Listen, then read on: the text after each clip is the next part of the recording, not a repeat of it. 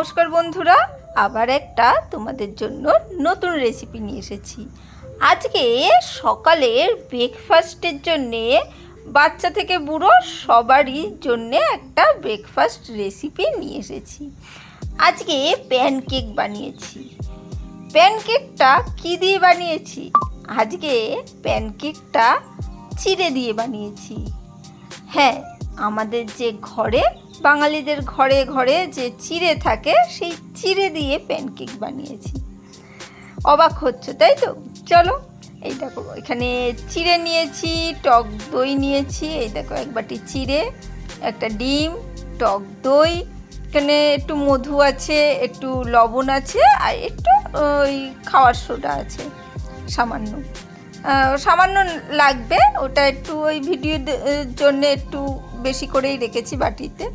এখানে ওই চিড়েটা নিয়ে নিচ্ছি, নিয়ে এটাকে আমি একটু ভালো করে দেখে নিয়ে জল দিয়ে ধুয়ে নেব।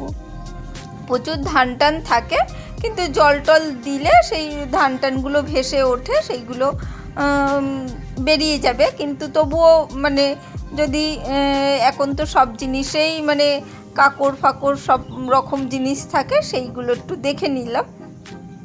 অবশ্যই ভালো করে দেখে নেবে। তারপরে এই দেখো জল দিয়ে ভালো করে দুবার ধুয়ে নিয়েছি। জল দুবার ফেলে নিয়ে আমি একটু জল দিয়ে ভিজিয়ে রেখে দেবো চাপা দিয়ে।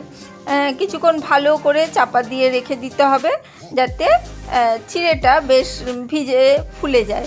মানে চিড়েটা মোটা দানার চিড়ে, সেহেতু একটু ভিজতে সময় লাগবে, তাই ভিজিয়ে কিছুক্ষণ কিন্তু আমি রেখে দিয়েছিলাম। এখানে ওই একটা ডিম নিয়েছি, ছোট মিক্সিতে নিয়েছি। একটু দুবারে করতে হবে, না হলে কি হবে, ওই ওপর থেকে বেরিয়ে আসবে। পরবর্তীকালে আমি ওই একটু বড় মিক্সিতে দিয়ে একটু চালিয়ে নিয়েছিলাম।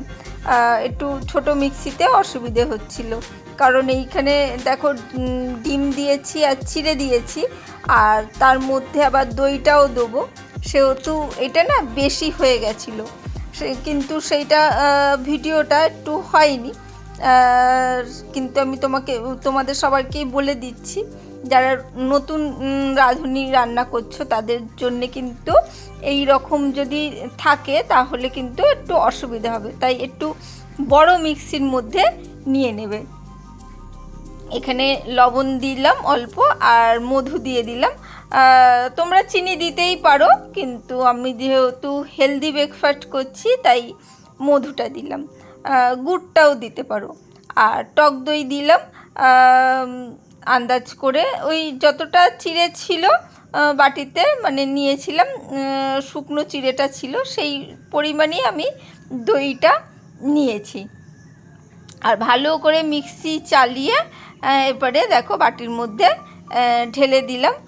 আর এটা পুরো একটা প্যানকেক হবে। আর এর মধ্যে একটু সামান্য ওই ভ্যানিলা এসেন্স আছে, সেটাকে দিয়ে দিলাম।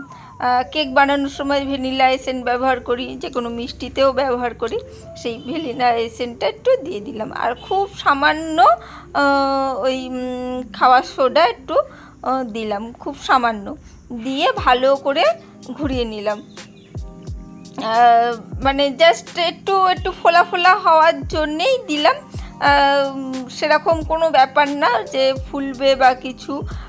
কিন্তু এতেই কিন্তু খুব সুন্দর কিন্তু প্যানকেকটা হয়েছে, আর খেতে তো খুব ভালোই হয়েছে, আর হেলদি তো বটেই।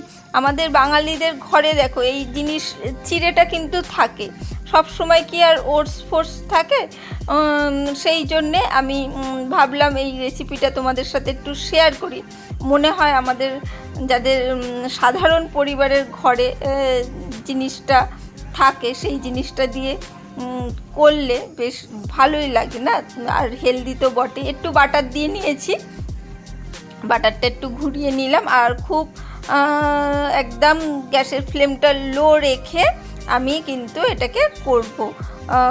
দেখো অল্প দেওয়াতে কিন্তু অল্প ফ্যাট ফ্যাট করে ফুটছিল, তাই আরও এক হাতা দিয়ে আমি কিন্তু এটাকে চাপা দিয়ে রেখেছিলাম।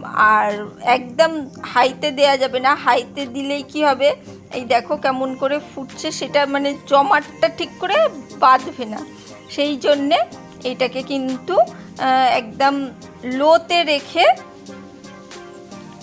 কিন্তু চাপা দিয়ে রাখতে হবে, তাহলে কিন্তু অসুবিধা হবে না। আর বেশ একটু মোটা করেই দিতে হবে, মোটা করে করতে হবে। আর চিড়েটা ভালো করে ভিজে গেলে কিন্তু খুব সুন্দর করে কিন্তু এটাকে উঠে যাবে। আর চিড়েটা যদি ঠিক করে না ভেজানো হয় আর ঠিক করে না হয় তাহলে কিন্তু ঠিকঠাক করে কিন্তু উঠবে না। এই দেখেছো কি সুন্দর একদম গোলপানা হয়েছে পিছনটা। হ্যাঁ, কালারটা একটু মানে কালচে কালচে লাগছে, কিন্তু তাতে কোনো অসুবিধে নেই, দেখতে খুব একটা খারাপ হয়নি। আর ওই পিঠের জন্য আবার একটু সামান্য বাটার দিয়ে দিচ্ছি যাতে ওই দিকের কালারটাও খুব সুন্দর আসে।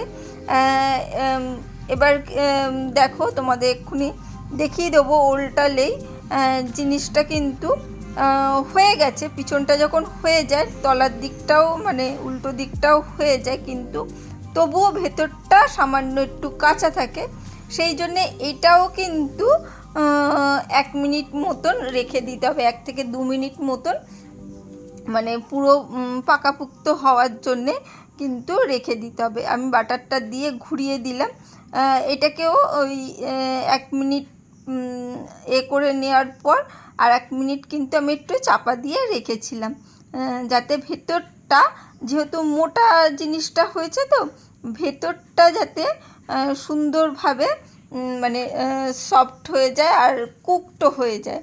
মানে রান্নাটা ঠিক না হলে কাঁচা থাকলে অসুবিধা হবে। তোমরা কিন্তু চিড়ে দিয়ে প্যানকেক অবশ্যই ট্রাই করো, আর খেতে সত্যি খুব সুন্দর হয়েছিল। মধু আর ভ্যানিলা এসেন্স দেওয়াতে দারুণ একটা কিন্তু স্বাদ এসেছিল।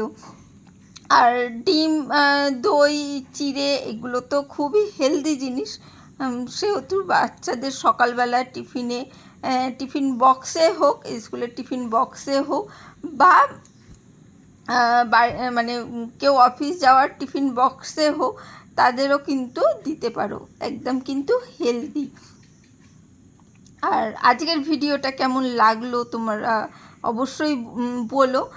জানি আমার নতুন নতুন ভিডিওগুলো দেখতে তোমাদের বেশ ভালো লাগে, আর অনেক অনেক ভালোবাসা দিচ্ছ এই নতুন নতুন আইডিয়াগুলোর জন্যে, সেই জন্য অসংখ্য ধন্যবাদ। খুব ভালো লাগে তোমাদের ভালো লাগছে বলে।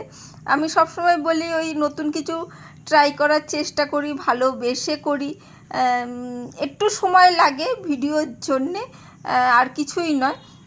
এমনি করতে কিন্তু এমন কিছু সময় লাগে না, কিন্তু যখনই রেসিপির জন্যে ভিডিও করি সেই তোড়জোড়ের জন্যে একটু সময় লেগে যায়, সেইটা একটু কষ্ট হয়। তা তোমাদের ভালোবাসা পাই বলে বেশ ভালো লাগে। আর কেমন লাগলো অবশ্যই কমেন্ট করে জানিও। আজকের জন্য টাটা, বাই বাই। ওপর থেকে সামান্য একটু ওই মধু দিয়ে দিলাম, মানে ভালো লাগবে, বাচ্চাদের হলে ভালো লাগবে, বড়দের না দিলেও হবে। চলো আজকের জন্য বাই বাই, আবার দেখা হবে অন্য দিন।